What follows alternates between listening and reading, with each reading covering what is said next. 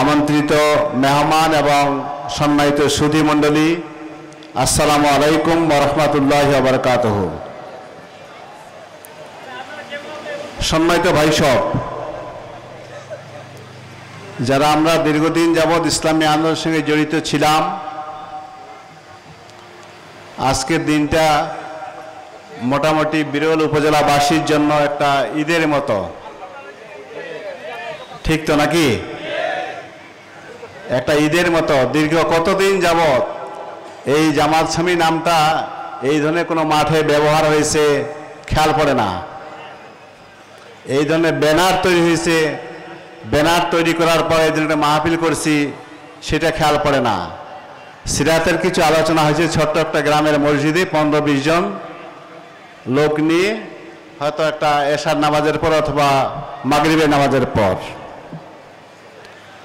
সম্মানিত ভাই সব, এই অবস্থায় আমরা যারা জামাত ইসলামী করি, আমরাও কিন্তু অনেকটা মনের দিক থেকে দুর্বল হয়ে গিয়েছিলাম অনেকেই, ঠিক তো নাকি? অনেকেই জামাত ইসলামীর দায়িত্বশীলদের সঙ্গে প্রকাশ্যে সালাম মুসাফা করতে অনেকে দ্বিধা সংকোচ করতেন, যে আফজাল সাহেব ওই পাশে আইসেছে, এই পাশে ঘুরে যায়, রাস্তায় দেখা হইতে পারে। তার কারণ ওই চায়ের দোকানে আওয়ামী লীগের লোকেরা আড্ডা মারে, তো ইনি জামাত না করলে আফজাল সাহেবের সঙ্গে মুসাফা করতেছে কেন? এই ধরনের দ্বিধা নিয়ে কিন্তু আমরা এতদিন চলছি। আমরা বাসে যাতায়াত করছি, দেখা যাচ্ছে যে পিছনে জামাতের একজন কর্মী বসে আছে, আমরা উঠলাম, বসলাম, যখন আসে নামতেছি তখন আসে কোন রকমের সালাম মুসাফা করতেছে। আর এই 5 তারিখের পর থেকে নিয়ে বাসে উঠার সঙ্গে সঙ্গে মানে বাসের লোকেরা কি সিট দিবে, আমাদের লোকেরাই সিট দেওয়ার জন্য ব্যস্ত। সম্মানিত ভাই সব, অতীতে যা হয়েছে হয়েছে, যতদিন বাঁচবো, যারা ইসলামী আন্দোলন করব, যত পরীক্ষা আসুক, যত বাধা আসুক, এই সংগঠনের পরিচয়টা ঠিকমতো বহন করব আমরা। পারা যাবে? পারবেন? আগামীকাল থেকে যে কোনো চায়ের স্টলে বসেন আর ভ্যানে বসেন আর যেখানে বসবেন, 2-4 জন লোক থাকলে বলুন, ভাই আমি বাড়ি আমার অমুক জায়গায়, আমি জামাত ইসলামী করি, এই কথা বলতে পারবেন? হ্যাঁ, বলতে হবে। এখন তার কোনো অসুবিধা নেই, তাই না? অতএব জামাত ইসলামীর পরিচয়টা বহন করবেন। আপনাদের কাঞ্চন মোড়ে এই যে জীবন মহল, তার সামনে মান্নান ফুড, আমরা অনেক সময় শহরে বসার জায়গা নেই, শিবিরের দায়িত্বশীলদের এসে মান্নান ফুডে এসে চা খাইতাম, তো দোকানটা দেখে খুব ভালো লাগতো। তো একদিন মালিককে ডাকলাম যে আপনি এত সুন্দর দোকান, আপনার বাড়ি কোথায়? আমরা ভাবছিলাম যে লোকটার বাড়ি হয়তো কুমিল্লা, নোয়াখালী এদিকে হবে। যখন শুনলাম যে বিরলি বাড়ি আর এত সুন্দর একটা দোকান দিছে, তাই আলাপ করতে গিয়ে উনি তখন আমাকে বলছে আপনার বাড়ি কোথায়? তা আমি তো বললাম যে আমার বাড়ি সেতাবগঞ্জ, একটা স্কুল চালাই আর জামাত ইসলামীর জেলা আমির। তো বলছি না, যত বড় অত জোরে বলেন, আস্তে আস্তে বলেন, আসতে বলেন। হ্যাঁ, উনি বলতেছে যে এত জোরে জামাত ইসলামীর কথা বলিয়েন না। হ্যাঁ, এই ছিল আমাদের অবস্থা। সম্মানিত ভাই সব, আজকের মাহফিলটা হচ্ছে সিরাত মাহফিল। নবী সাল্লাল্লাহু আলাইহি ওয়াসাল্লামের জীবনের উপরে, ওনার কর্মকাণ্ডের উপরে আজকের এই মাহফিলে আলোচনা হবে। আল্লাহ বলতেছেন যে আমি নবীকে পাঠাইলাম বিল হুদা ওয়া দীনিল হক, হেদায়েত এবং দ্বীনে হক দিয়ে। তো সম্মানিত ভাই সব, এই যে কাজটা আমরা করার জন্য আলোচনা করতেছি, নবীর জীবন আদর্শ আমাদেরকে মানতে হবে। লাকাদ কানা লাকুম ফি রাসূলিল্লাহি উসওয়াতুন হাসানা।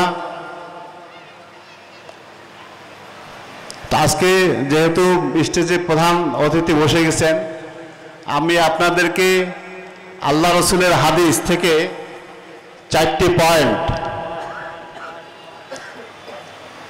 আমি আপনাদের সামনে ব্যক্ত করব। এই 4টি পয়েন্ট মানার জন্য আমি আপনাদের কাছ থেকে অনুরোধ করব। ইবনে আব্বাস থেকে বর্ণিত, তিরমিজি শরীফ একটি হাদিস। হাদিসটির বক্তব্য হচ্ছে আল্লাহ রসুল বলতেছেন, ক্বালা লাইসা মিন্না, আল্লাহ রসুল বলতেছেন যে ওই সমস্ত লোকেরা আমার সঙ্গে নাই। কারা? যারা বড়দেরকে সম্মান করে না। কে বলতেছেন? আল্লাহ রসুল বলছেন যে লাইসা মিন্না, ওই লোকগুলি আমার সঙ্গে নাই যারা বড়দেরকে সম্মান করে না। এক নম্বর। তাহলে বড়দেরকে সম্মান করার বিষয়টা এটা আল্লাহ রসুলের হাদিস। আজকে সিরাত মাহফিল এখানে আলোচনা হচ্ছে, তাই সিরাতের প্রোগ্রাম থেকে এই কথাটা মানে স্মরণ করে নিয়ে যেতে পারবো আমরা। বড়দেরকে সম্মান করবেন। ভ্যানে অটোতে উঠবেন, যখন একজন মুরব্বী এসে আপনার সিটটা ছাড়িয়ে দিয়ে মুরব্বী লোকটাকে সেখানে বসাবেন, পারা যাবে? ঠিক তো? হ্যাঁ। চায়ের স্টলে বসে আছেন, একজন দাড়ি পাকা লোক আসলো, আপনার সিটটা ছাড়িয়ে দিয়ে মুরব্বীকে সেখানে বসবেন। চায়ের বিলটা না নাইয়ে দিলেন, কমপক্ষে ভালো জায়গা থাকে, তো এইটার নাম হচ্ছে সম্মান। এই কাজটা যদি করতে পারি তাহলে আজকের এই এত বড় একটা জনসমুদ্র, এই যে ওয়াজ শুনবেন, এই আমলটা শুরু করতে হবে আগামীকাল থেকে।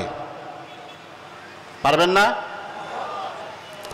আর ছোটদেরকে স্নেহ করতে হবে। 2 নম্বর, ছোটদের, আমার আগের বক্তা বললেন যে মসজিদে ছোট বাচ্চা কাচ্চাগুলো একটু দুষ্টামি করলেই কিছু কিছু মুসল্লিরা আছে, ওনারা বিরক্ত ফিল করে যে খামাখাই ছোট বাচ্চা কাচ্চা কেন নিয়ে আসছে।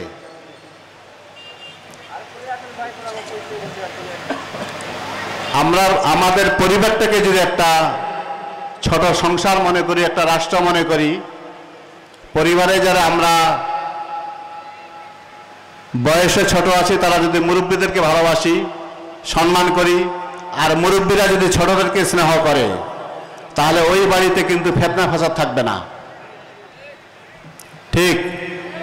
আল্লাহ রসুল হাদিস কিন্তু এই জন্য বর্ণনা করছেন।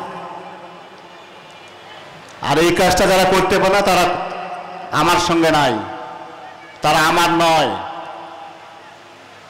এই যে বাড়িতে ফিতনা ফাসাদ শুরু হচ্ছে, ঝগড়া হচ্ছে, আপনি দেখেন সেই বাড়িতে ছোটরা বড়দেরকে মানে না, বড়রা ছোটদেরকে স্নেহ করে না।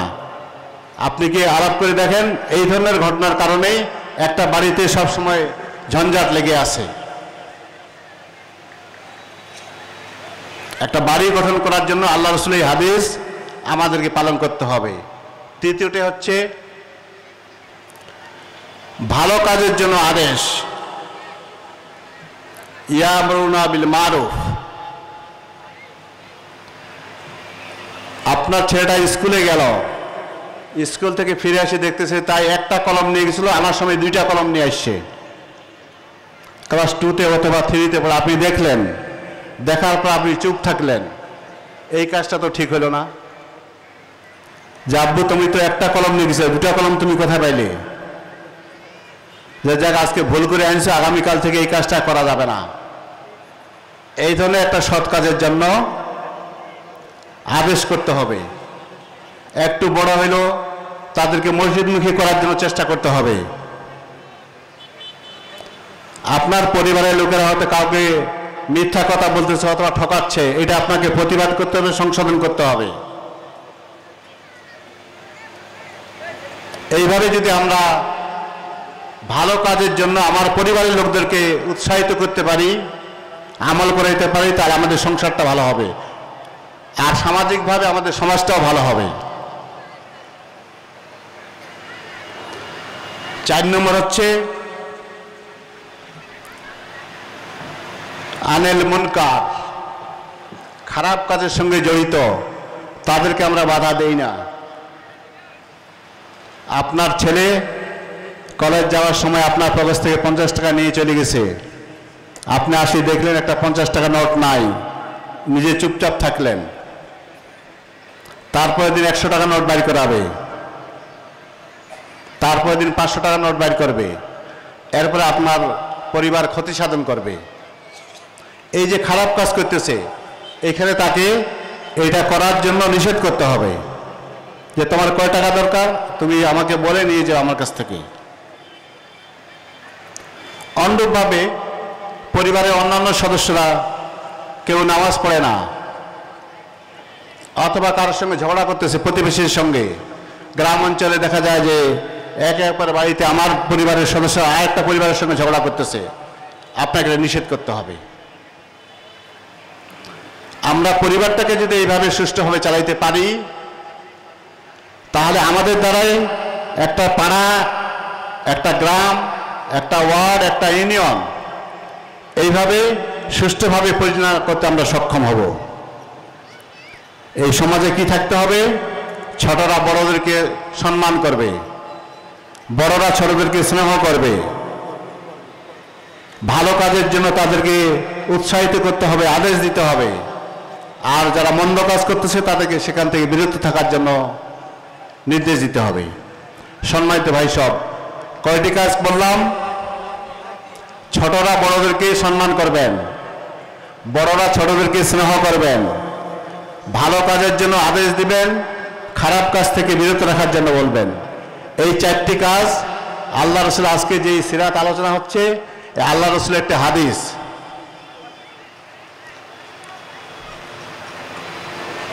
আল্লাহ আমাদেরকে এই একটা হাদিস আজকের এই সিরাত মাহফিল থেকে 4টি বিষয় আমল করার জন্য সবাইকে তৌফিক দিক। আমরা যেন আগামীকাল থেকে 4টি কাজ আমল করার জন্য আল্লাহ তৌফিক দেন। সবাই আল্লাহর কাছে দোয়া কামনা করে আজকের এই প্রোগ্রামের সফলতা, বিশেষ করে প্রধান বক্তা যেন আপনাদের জন্য ভালো একটা বক্তৃতা উপহার দিতে পারেন, আল্লাহ যেন তাকে তৌফিক দেন, এতটুকু আশা ব্যক্ত করে আমার কথা শেষ করছি। সবাইকে ধন্যবাদ। আসসালামু আলাইকুম ওয়া রাহমাতুল্লাহি ওয়া বারাকাতুহু।